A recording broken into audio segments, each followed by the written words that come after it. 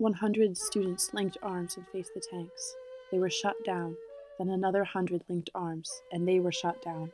It is too sad to write. These brave, innocent, idealistic kids. Perhaps no incident in China's history is as infamous as the Tiananmen Square massacre of June 4, 1989. After months of protest for reform and democracy across China, the People's Liberation Army gunned down hundreds, or perhaps thousands, of innocent civilians. As hard as the Chinese government has tried to erase the memories of this event, the courageous leadership of the student protesters irrevocably changed China's political landscape and the world's view of China.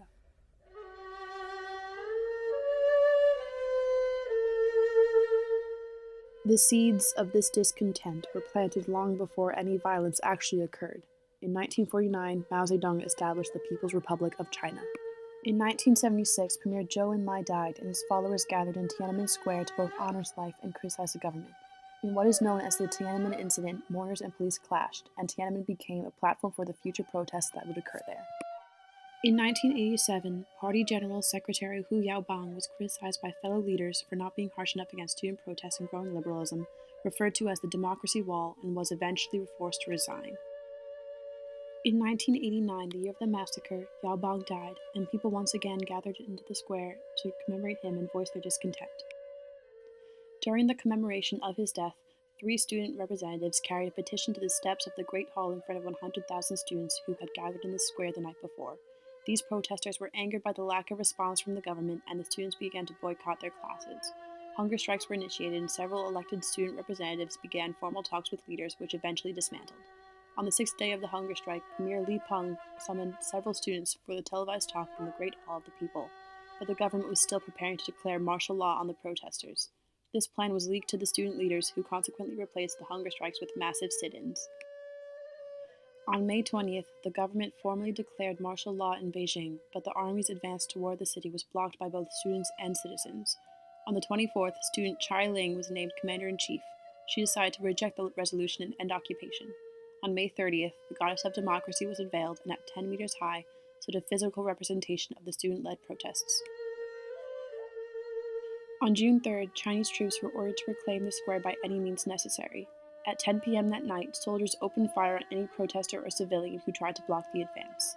Tanks and armored personnel continued to move toward the center of the city, while the men who began the hunger strikes attempted to negotiate with the troops to allow the students to leave peacefully. The government has censored the exact figures, so the number of protesters and bystanders that were killed or wounded is unknown. These protests would not have had a lasting impact on China or the world without the leadership of these students. 3 individuals in particular, Liu Xiaobo, Chai Ling, and Wang Dan, were most influential of the student leaders and changed the course of Chinese and world history. Chai Ling was born in 1966 in Shandong, China, and as a child she was a member of the Central Communist Youth League. She began to question the government and politics as she grew up when studying psychology as a graduate student at Beijing Normal University. In 1987, she participated in demonstrations to ask the government for democratic reforms. "I was afraid at first," she said, "because I know that in China the minimum jail sentence for counter-revolutionaries is 17 years. Chai had to make a decision. I knew I had 2 choices.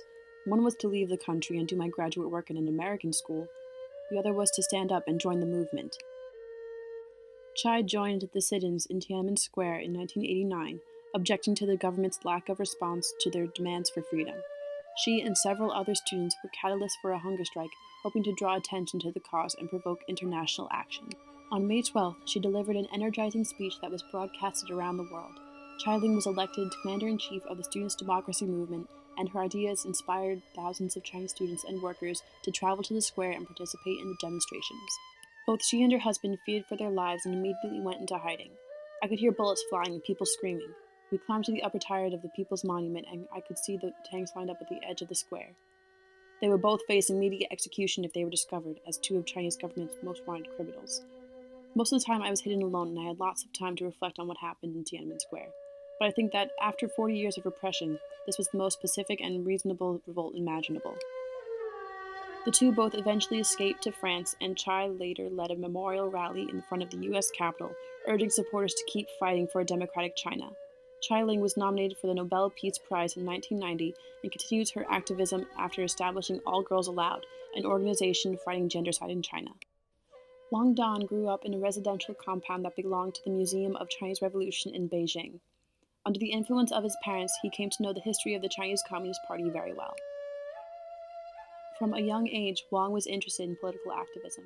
He established a Chinese chivalry party in 5th grade, and it was regarded so seriously by its members that it was reported to the Ministry of Public Security.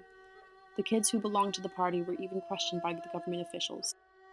Because of this consistent leadership, Wang Dan was named the student representative of Peking University when the protests broke out. On campus, he had organized a democratic salon, which gave students a chance to listen to and discuss unorthodox democratic viewpoints. He was named the Chinese government's #1 most wanted criminal as one of the most outspoken and influential leaders of the movement. On July 2, 1989, Wang Dan was captured by the Chinese government and was charged with counter-revolutionary propaganda and incitement. He was kept in Xincheng prison for almost 10 years, which was packed with students who would spend their time studying and learning foreign languages. In 1998, the government made a deal to release Wang on medical parole, and since then he has become a public speaker and is teaching in Taiwan. June 4th was a turning point. Now I have clearer ideas about concepts such as socialism, communism, and totalitarianism, and I have better answers to questions and phenomena that I couldn't understand before. In 1989, it was more as if I was acting out of instinct, but I know that I will not look back. Rather, I will look forward to search for things that are important to me. Born December 28, 1955, in Changchun, Jilin, China, Liu Xiaobo received a BA in Literature from Jilin University, along with an MA and PhD from Beijing Normal University. He left his position as a visiting scholar at Columbia University to participate in the 1989 democratic movement. On June 2nd, Liu went on a hunger strike in Tiananmen Square to protest martial law and appeal for peaceful negotiations between students and the government. In the early morning of June 4th, Liu, along with other leaders, attempted to persuade students to leave the square in fear of the Chinese government. Liu Xiaobo was held in Beijing's Xincheng prison until January 1991 and was found guilty of counter-revolutionary propaganda and incitement, but was exempted from punishment. In 1996, Liu was sentenced to 3 years of re-education through labor on charges of rumor-mongering and slandering and disturbing social order after drafting the anti-corruption proposals, which appealed for official reassessment of the crackdown in Tiananmen Square. Liu Xiaobo was awarded the Nobel Peace Prize for his lengthy and peaceful struggle over the human rights issues. For more than 20 years, he was a spokesperson for the application of human rights in China. He was sentenced to 11 years in prison and 2 years deprivation of political rights because he incited subversion of state power. Liu has consistently been maintaining that the sentence is a violation of China's own constitution and fundamental human rights. I think it's accurate to say that, on a whole, the leaders were very hopeful and idealistic in terms of the human spirit. They just believed in the innate goodness of people, and they believed that history, the course of history in China, would lead to opening up and some of the things that they desired. To this day, China's Communist Party is haunted by what is officially referred to as the political turmoil between spring and summer of 1989. 25 years later, the horror that unfolded on the streets of Beijing remains cloaked in the shadow of China's Orwellian policies. The domestic and international censorship of the massacre was absolute, and many young Chinese citizens have never even heard of it.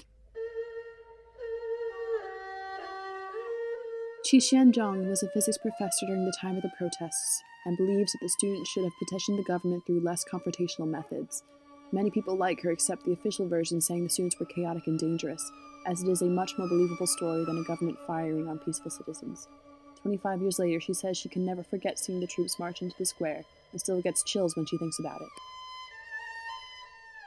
Despite government efforts, the ghost of the Tiananmen tragedy will never be exorcised until the goals of the 1989 student leaders and protesters are met: transparency, fairness, and democracy in China.